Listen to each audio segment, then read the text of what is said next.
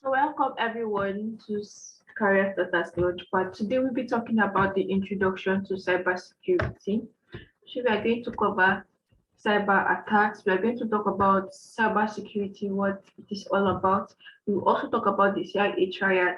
We'll discuss on different cyber attacks and we'll talk about some security best practices and also describe how cybersecurity is being implemented.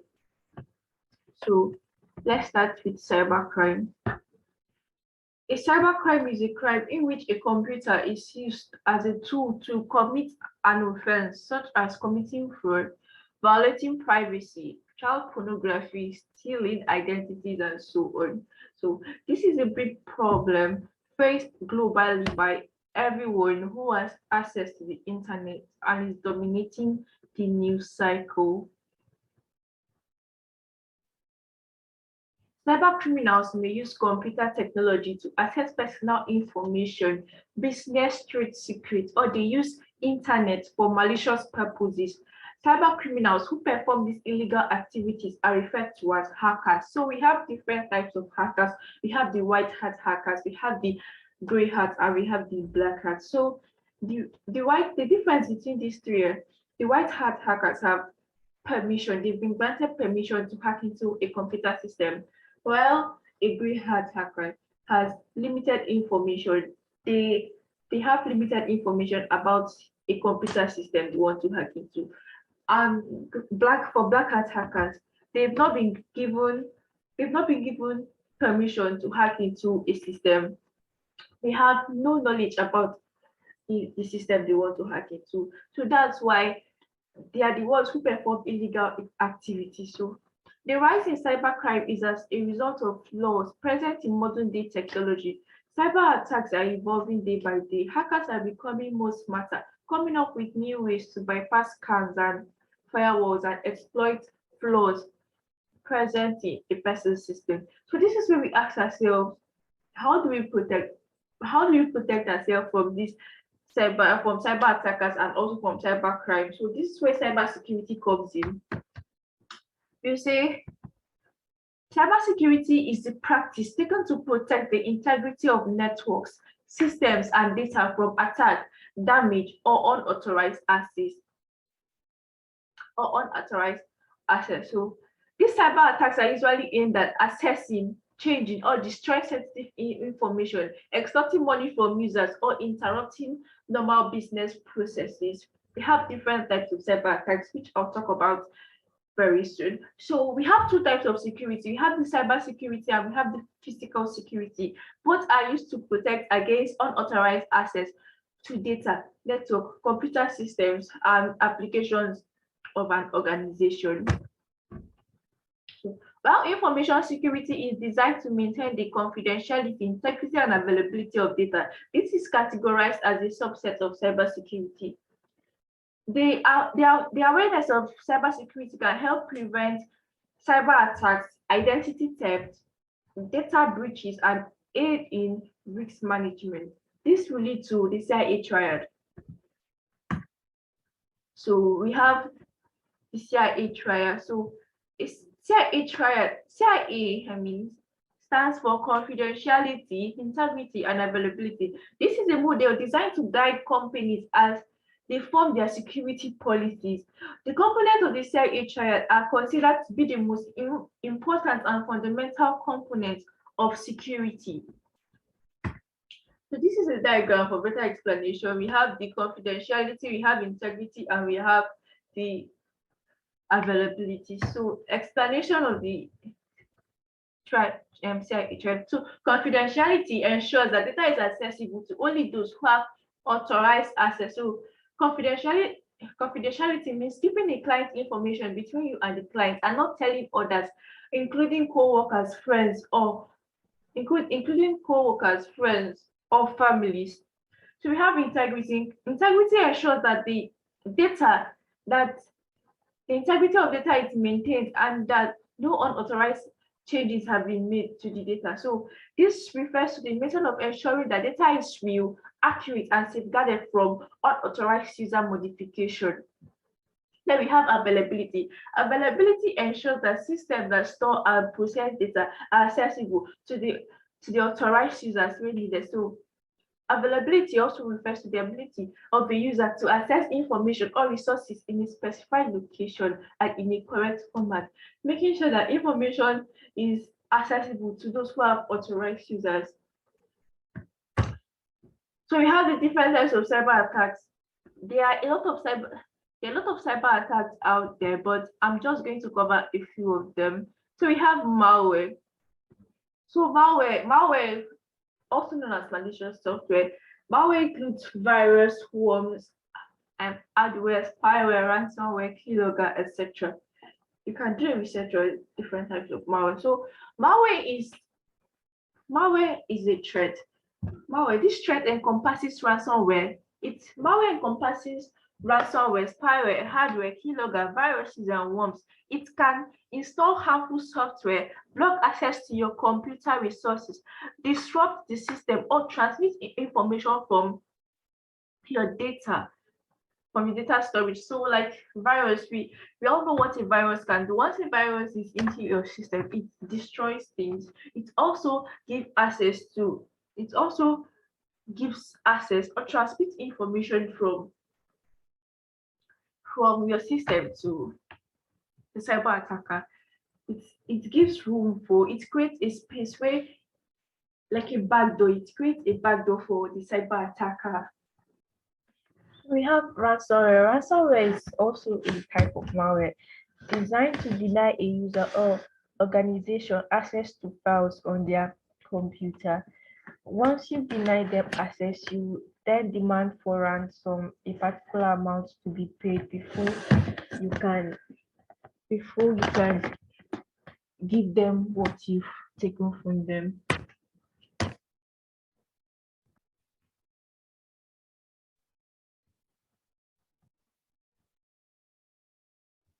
So we have Keylogger, also another type of malware. Keylogger is the action of recording the keystrokes on a computer.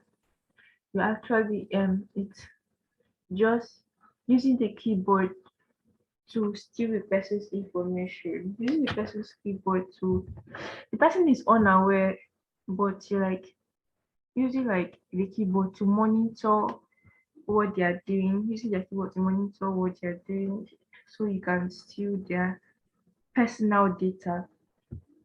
So we have man in the middle attack. So man in the middle attack involves hackers inserting themselves into a two-person online transaction. Once in, the attackers can filter and steal desired data. Man in the middle attack often happen on unsecured public Wi-Fi network.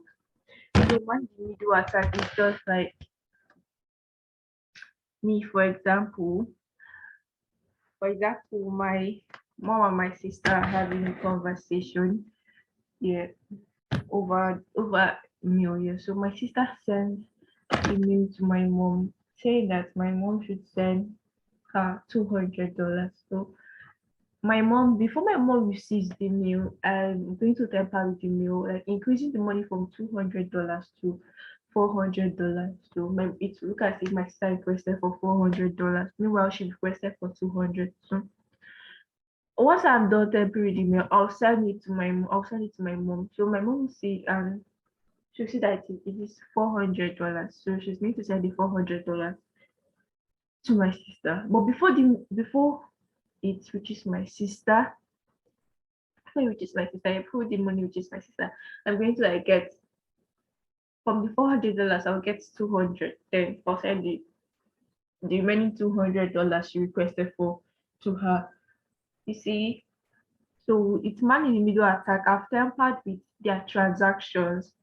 My mom will not be aware, or my sister will not be aware that it was tampered with unless it was brought up. So my mom might be like, I sent the $400 to you, have you received it?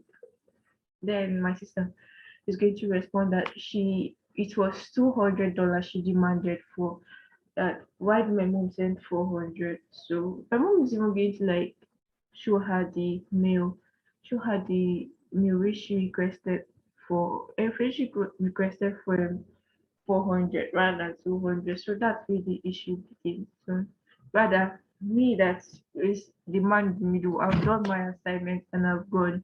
So I've stolen. I've I inserted myself into two persons transaction and I like got $200 just by inserting myself into an unsecured public Wi-Fi. So next we have password attack. So this is when a hacker tries to steal your password using techniques like guessing.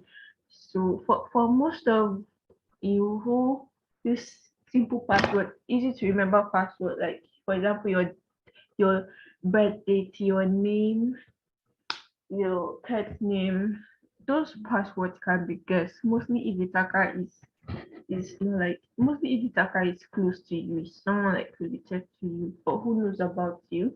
Person is going to try for your personal information like your name, try your pet name, try your birth date and so on. So that's how password attack works. So we have denial of service attack. So denial of service attack is a cyber attack that floods a network or computer with an overwhelming amount of handshake processes, effectively overloading the system and making it incapable of responding to user requests. Most times, the ransomware attack and denial of service attack works hand in hand.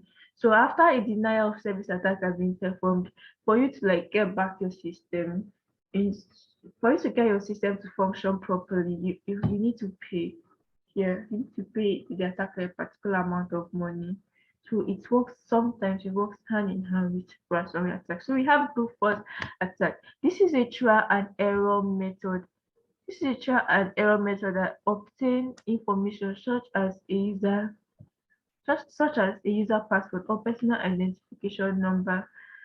In this attack, automated software is used to generate a large number of consecutive guesses as to the value of the desired data. So the next we have the Trojan. Trojan horse. So you can research on the Trojan story. You will understand better, but here let's just go straight to the point. So like the legendary Trojan horse of mythology. So this attack tricks users into thinking they're opening a harmless file. Instead, once the Trojan is in place, it attacks the system, typically establishing a backdoor that allows access to cyber criminals. So Trojan just creates like a backdoor access for cyber criminals. So it's like once you've installed it, you don't know that you won't know that it's there. You won't know that you've installed something like that. It will just be there. It's just there to give access, yeah, to cyber criminals. Yeah, so that's just what it is. They just share like to grant like it's a backdoor. So that is what cyber criminals will use to access your computer. So we have spoofing. Spoofing is the act of disguising a communication from an unknown source as being from a known or trusted source. So we have spoofing can be like, for example, I can pretend to be I can pretend to send a mail to you. Like the mail is I can make the mail look as if it's coming from the organization. Meanwhile, it's not coming from the organization. I just spoofed your organization. So we have digital espionage. So this is a form of hacking that is conducted for commercial and political reasons. Example, a country might decide to exploit a vulnerability in another country's network or computer systems to steal secret information for political purposes or to acquire new technologies that they did not have the knowledge to produce on their own. After which we have the social engineering. Under social engineering, we have three methods of social engineering. We have the phishing, vishing, and smishing. So we have the phishing, vishing, and smishing. So social engineering is the act of psychologically manipulating people into making security mistakes, causing them to release sensitive information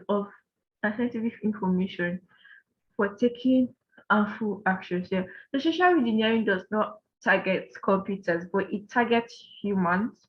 It targets our emotions, desire, fear, greed, urgency, panic, excitement, trust, and curiosity. There are different ways social engineering can be conducted. Like I said, have the phishing, vishing, and smishing. So phishing is a type of social engineering attack often used to steal user data, including login credentials and credit card numbers. It occurs when an attacker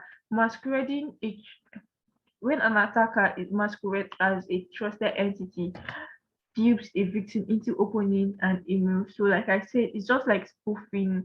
You pretend to be you pretend to be you pretend that the mail is coming from a trusted entity. Yeah. Meanwhile, the mail is not coming from a trusted entity. So we have phishing. Phishing is another type of social engineering attack method that steals credential personal confidential information from victims through voice calls. So this kind of attack convinces a victim into giving out private information and access to bank accounts.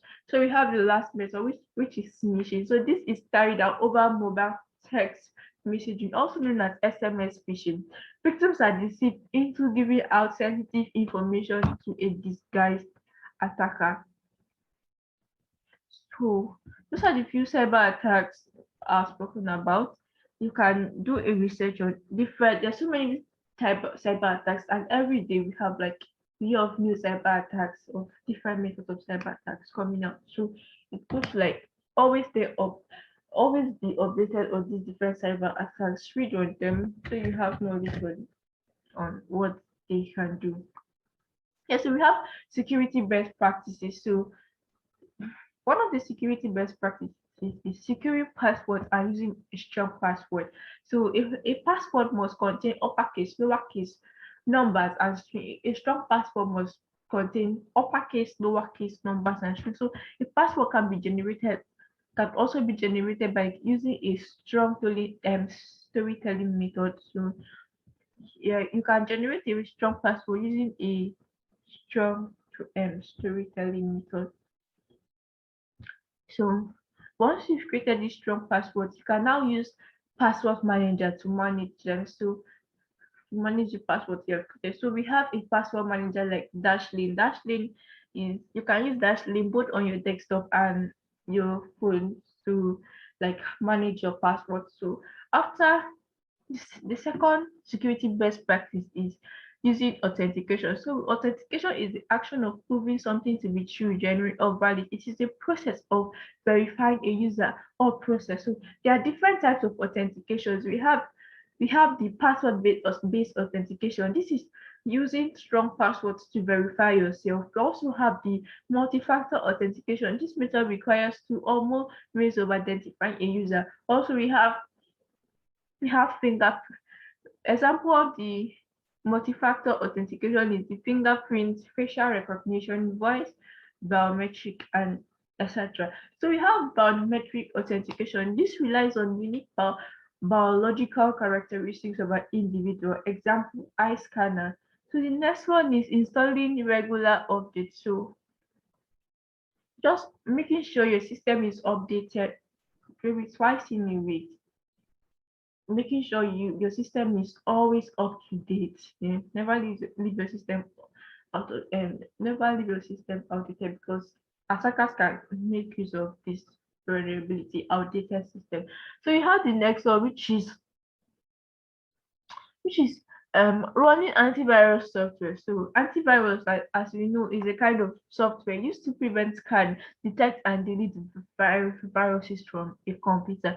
So make sure you run antivirus software. Make sure your system has an antivirus software installed in it. So we have using firewalls to disable unwanted services. So a firewall, as we know, is a network security device that monitors incoming and outgoing network traffic and decides whether to allow or block specific traffic based on a defined set of security rules. So make sure you use firewall to like this define which define which define which data to define incoming We shall use firewall to monitor incoming and outgoing network traffic. Yeah, and to decide which network is blocked and which is allowed access into your computer. So we have avoid phishing scams. Like we all know what phishing is now. So what you have to do is try to avoid phishing scams. So there are different ways to detect a phishing email. We have generic errors. We have generic greetings. We have misspellings. Also, fake URLs. So we'll talk about URL under how the web works. So we'll be able to we have fake URLs and other and other things that will also tell you that this is a phishing email. So the last one is employed encryption and cryptography. So encryption is the attempt to make information unreadable by anyone who is not explicitly authorized to read that data. So people or devices can be authorized to access encrypted data in many ways, but typically this access is granted via passwords or decryption keys. Also, we have cryptography. Cryptography is the study to secure communications techniques that allow only the sender and intended recipients of a message to view its content. So now we have how is cybersecurity being implemented? So there are numerous procedures for implementing cybersecurity, but here are the three main steps when fixing a security-related issue. So the first step is to identify the problem that is causing the security issue. Example, if there has been an attack on a company, we have to identify the type of attack it is before carrying out any other step, whether it is a ransomware attack or a man-in-the-middle attack. The next step is to analyze and evaluate the type of attack that has been identified. All data and information that was compromised due to the attack must be isolated. So the last step is, after we've analyzed and evaluated the problem, we move on to treating the problem, finding solution to the problem, and bringing the company back to where it started. So these are the three ways of how cybersecurity is being implemented: identifying the problem, analyzing and evaluating the problem, and then treating the solution. So we have vulnerability, threat, and risk. So when identifying, analyzing, and treating cyber attacks, there are three principles that should be kept in mind. They are vulnerability, threat, and risk. So vulnerability refers to weaknesses in a system or network that, when exploited, will compromise the integrity and security of the system or network and can lead to unauthorized access. So in the context of cyber war, if vulnerability is evoked in a hardware or software which remains to be fixed and is prone to cause damage in one of the elements of the CIA triad when exploited. So now we have threat. Yeah. So threat is a malicious actor whose objective is to breach, cause damage, steal or exfiltrate data from a network or system. So threats have the potential to cause harm to an organization or individual. Threats can be intentional or non-intentional. Also, we have risk. Risk is the potential for loss and damage where a threat has been exploited in a vulnerability. So risk management is key to cybersecurity. So once you know how to manage